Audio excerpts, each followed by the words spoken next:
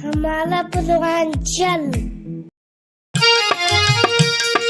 गांव की गोरी चोरी चोरी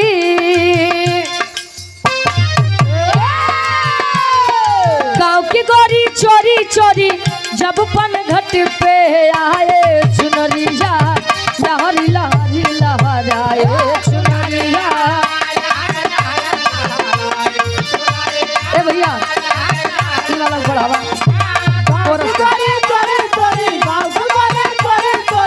जब पनघट पे आए चुनरिया लहरी लहरी लहराए चुनरिया।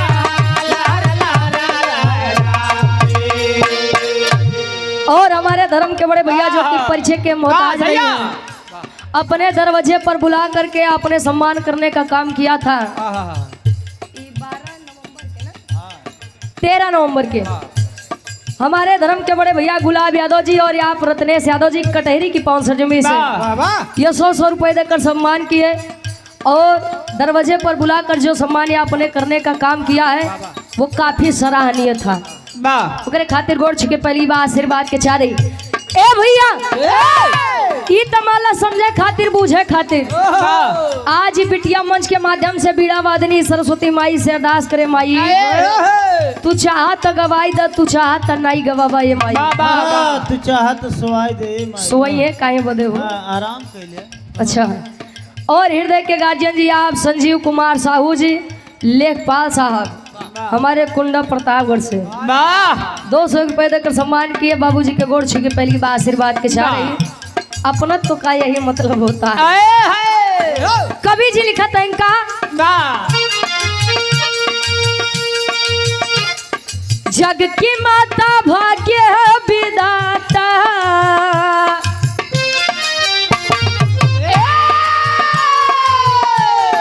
जग की माता भाग्य विधाता लाज तू हमारी बचावा हे मैया महफिल में आके गवावा हे मैया महफिल में आके गवावा हे मैया महफिल में आके गवावा। जग की माता भाग्य विधाता लाज तू हमारी बचावा हे मैया महफिल में आके गवावा हे मैया महफिल में आके गवावा हे मैया महफिल में आके कहे जग की माता भाग्य विधाता लाज तू हमारी बचावा ए मैया महफिल में आके गवावा। आप लोगों ने उस तरफ से बहुत बढ़िया बढ़िया बात सुनी है कि भक्ति भाव भैया आज लोग दिखाव के लिए कर रहे हैं।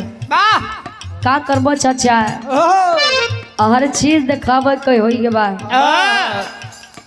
तो दुनिया कितना होमा ढली हो।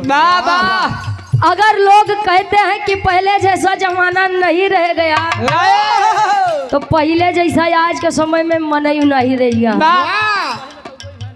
अब वही बतौबो बहन कि पुरुष के भाग्य और नारी के चरित्र कब बदली जाए क्यों नहीं जाना। अनिल यादव जी बरेन गोरिया प्रयागराज से 200 रुपए देकर सम्मान की। और आप मनीष यादव जी बरेन गोरिया प्रयागराज से गोरियाओं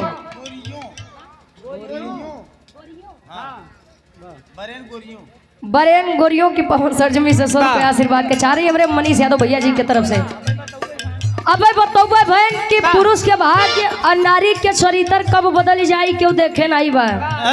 लेकिन राकेश अच्छा जाली गुप्ता सारीपुर प्रतापगढ़ प्रतापपुर प्रत्याशी प्रधान पद हेतु घोड़ा वाले हमारे पूज्य गार्जियन जी के द्वारा 100 रुपए आशीर्वाद के चाह रही।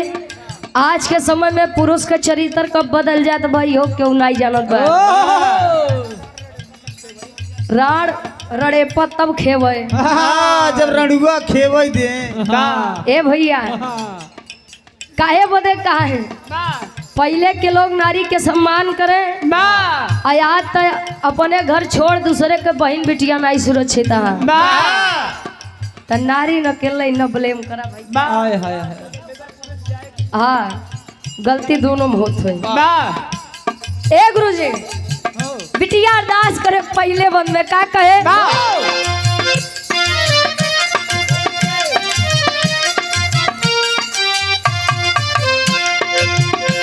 से गीत मेरी बाजे संगीत मेरी कल से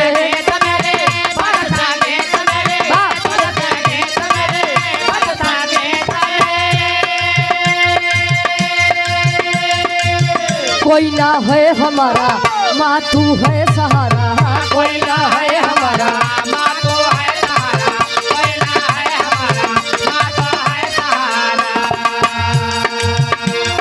ज्ञान बतावा देखावा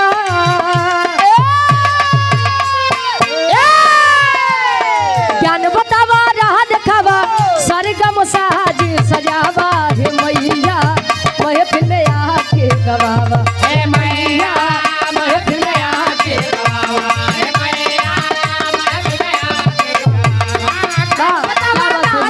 ज्ञान बतावा राह देखावा सरगम साज सजावा, हे मैया महफिल में आके गवावा, हे मैया महफिल में आके गवावा।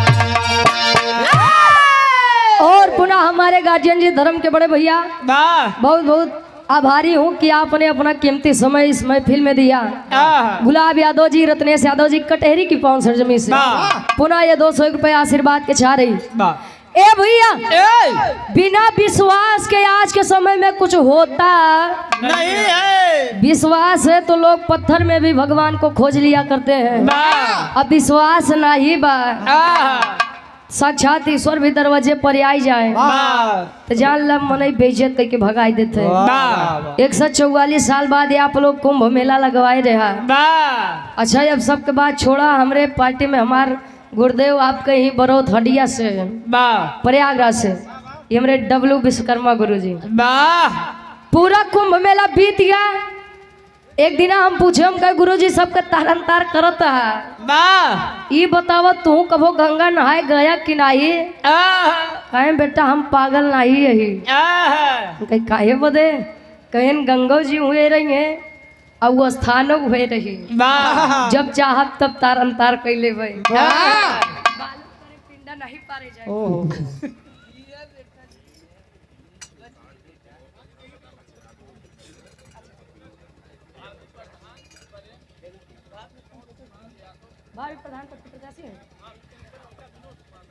अच्छा Satyam dairy proprietor Sanjay Singh, proprietor Vinod Kumar जो कि प्रधान पद के आप प्रत्याशी हैं बरेन की पावन सरजमी से। ये हमारे गार्जियन जी के द्वारा, हमारे पूछे बाबू जी के द्वारा सुंदर माला और 201 रुपए। सदानंद यादव उर्फ झल्लर बाबू जी। वाह। आशीर्वाद के चारे कि हम बच्चे अपनी कला में कामयाब रहे। बिटिया कहे महतारी अर्जी हमार बा मर्जी माई तुहार बा, हमार काम बा अगरबत्ती देखाबू पूजा करब। अब ओके स्वीकार करबू कि नहीं करबू ई तू जाना है। बिटिया कहे का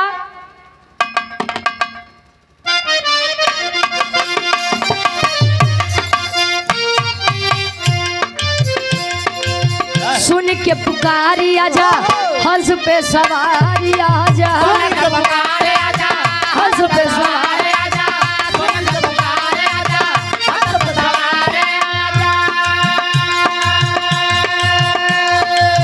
पाँव पकड़ते हो विनती करते हो, पाँव पकड़ते हो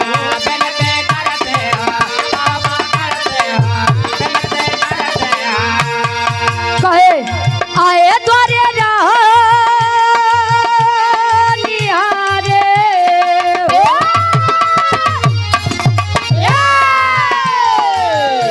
यही है।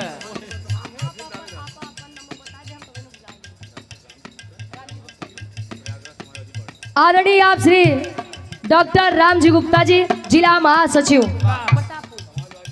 अच्छा समाजवादी पार्टी से प्रयागराज की पावन सरजमी से हमारे डॉक्टर साहब जी के द्वारा शुरुआती में सम्मान हो ही रहे।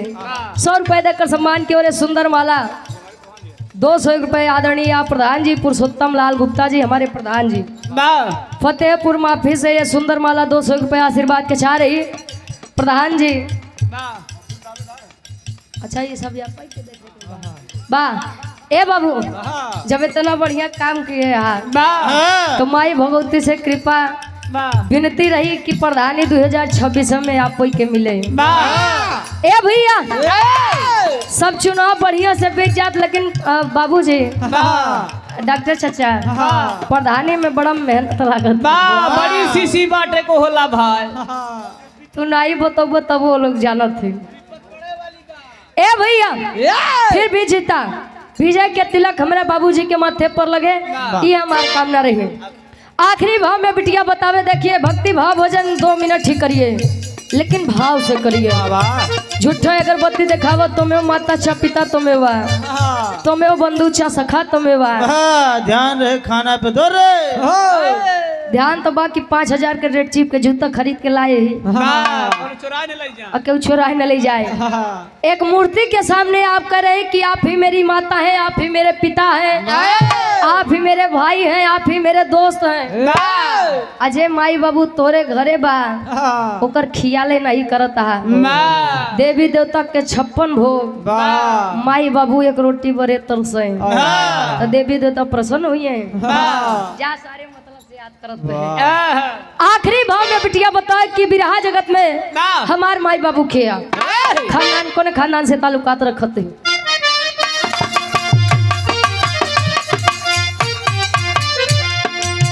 बिहारी गणेश माई स्वर्ग तकाए हो, बिहारी गणेश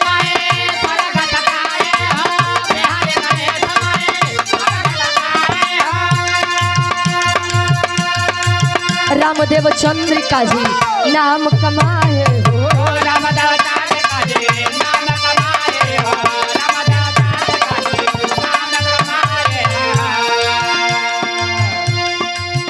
हो। और ये गावे रुचि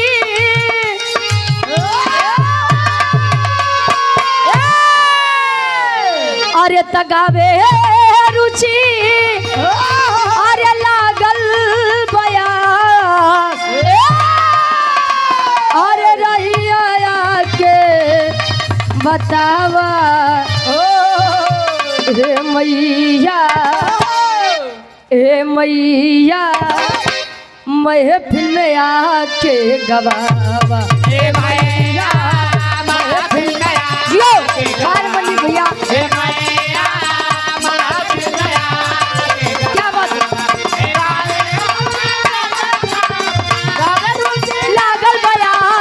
रही आया के बतावा,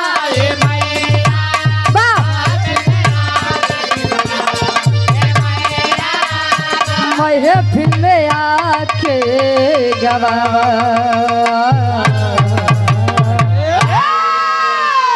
और ये आप आदरणीय Shyam tent house Fatehpur good bye, फिर मिलेंगे।